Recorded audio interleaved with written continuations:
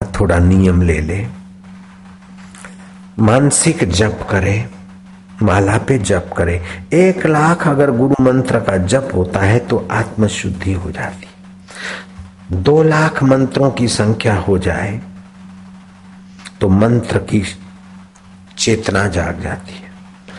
3,00,000 अगर मंत्र जप हो जाए तो स्वर्गीय शांति और मरने के बाद स्वर्ग की प्राप्ति हो जाती। 3,00,000 गुरु मंत्र का कमाई हो जाए। 4,00,000 गुरु मंत्र का जप करे तो विष्णु का सामीप्य। 5,00,000 करे तो निर्मल ज्ञान समझने की योग्यता और निर्मल ज्ञान छल छल छलकेगा। जयराम जी की हम कोई यूनिवर्सिटी से पढ़कर नहीं बोल रहे हैं, ये गुरु कृपा का निर्मल ज्ञान ही तो काम कर रहा है।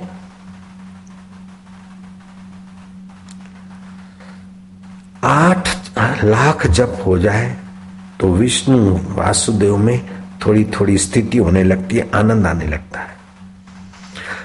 7,00,000 गुरु मंत्र का जप हो जाए तो भगवत सामीप्य मिलता है।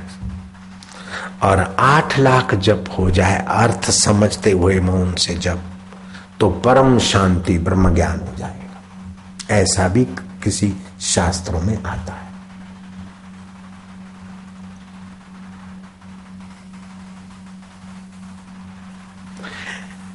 माधवगढ़ पर किसी शत्रुओं ने एक साथ हमला धावा बोल दिया।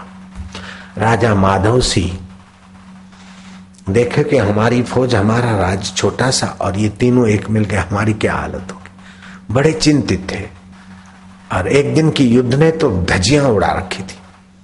शाम को चिंताग्रस्त राजा माधव सिंह के सामने एक कठियारा आ गया। बोले, राजन चिंताग्रस्त क्यों हूं? सेनापतियों को कह दो कि कल का दिन मेरी आज्ञा चले। कल दोपहर का सूरज शाम के तरफ ढले उसके पहले राजन विजय सुनिश्चित। सेनापति हंसे कि मूर्ख कठियारा क्या बकता है।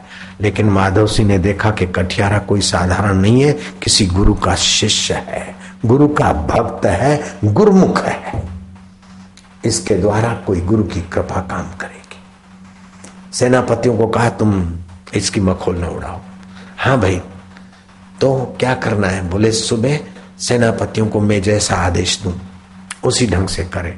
दोपहर होते होते महाराज अगर अपनी हार जीत में न बदली तो मुझे आप टुकड़ा टुकड़ा करके पिस पिस कर मरवा देना। मेरे देश की आन बान और शान का सवाल है, मैं ऐसे ही नहीं कह रहा हूं। उस कठियारे की भाषा में बल था, ओज था। बोले, कल सुबह से क्या अभी से तुम्हारा हुक्म सेना मानेगी, सेनापति माने। वो कठियारा सुबेरे गया। भोर होने के पहले सेनापतियों को कह दिया, हाजिर रहे सब। शत्रु ने जहां पड़ाव डाले थे वो कठियारा जानता था। सुबह होते होते, भोर होते होते, सूरज उगने के पहले उसने वो पक्षियों को कंकड़ डाल के भगाने के जो गिलोल होती है उस गिलोल से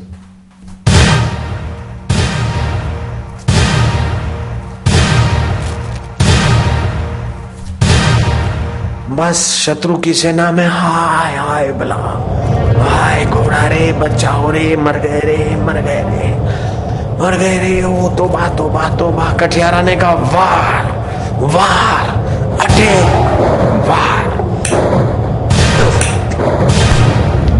अपनी सेना टूट पड़ी और देखते देखते शत्रु सेना के किसी की आंख सूजी, किसी का मुंह सूजा, किसी का कोई किधर भगा, कोई किधर भगा। दे धमाल, लगा तीर, मारो मारो भगाओ। युद्ध की घोषणा के बिना धोखे से आए, दे धमाधम। महाराज सूरज उदय हो इतने में ही माधवगढ़ की पताका लहराने लग गई। कठियारे का बड़ा बहुमान करते हुए राजा माधव सिंह ने पूछा कि तू सच बता, तेरी जीत के पीछे किसका हाथ था? बोले, महाराज मैं सत्संग में जाता हूं, मैंने नाम धन लिया है और गुरु ने कहा है कि दूसरों के हक की रक्षा करना। मैं इतना गुरु का वचन मानता हूं। तो मैं कठियारा हूं, लकड़ी काट कर बेचना मेरा काम है। तो शहद के छत्ते लगे थे, तो ये उन्हीं के हक के थे। 15 दिन इकट्ठा करते, 15 दिन खाते। मैं चाहता तो शहद तोड़कर कई रुपए कमा सकता, लेकिन दूसरों के अधिकार की रक्षा, ये गुरु का वचन और गुरु का नाम, मैंने उन छत्तों को छेड़ा नहीं। लेकिन जब देश की आन बान का सवाल था और शत्रुओं की सेना उसी जंगल में पड़ी थी, उन्हीं वृक्षों के नीचे जहां शहद के छत्ते थे, तो मैंने सुबह जाकर उन छत्तों को कंकड़ मारे। तो छत्तों से मक्खियां उड़ी, कहीं छोटी मक्खियां, कहीं बड़ी मक्खियां, अंधेरे अंधेरे, और नीचे सेना थी। तो ऊपर से मक्खियों का झुंड के झुंड, और यहां से तीर लगे। तो एक मक्खियों का कोप और अपना कोप, तो भाग खड़े हो गया। अब ये ईश्वर का वैभव,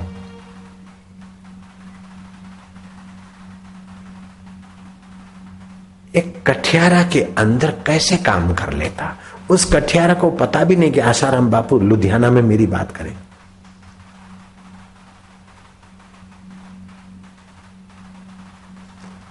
तो जिस समय बचाना होता है तो कठियारा के द्वारा भी बचा देता है, और मारना होता है तो अपनी अकल भी मारकर मरवा देता है। जब हम गलत काम करते हैं तो हमारे अंदर में ऐसी प्रेरणा थी कि ये करो, ये बुद्धि गलत हो जाती है और हम फंसने के काम करते। और जब हम अच्छे काम करते तो बुद्धि को अच्छी प्रेरणा देती है और हम फंसने से बच जाते हैं। इसलिए सत्कर्म करते समय सावधान रहो। करनी आपो अपनी के नेड़े के दूर। अपने दुष्कृत्यों से हम भगवान की सत्ता से, गुरु की रहमत से दूर फेंके जाते हैं, और अपने ही सत्कर्मों से हम भगवान और गुरु के नजीक आ जाते हैं।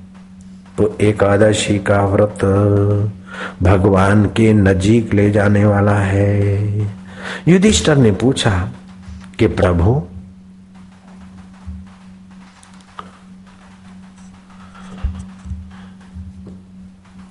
एकादशी के विषय में मैं जानना चाहता हूं।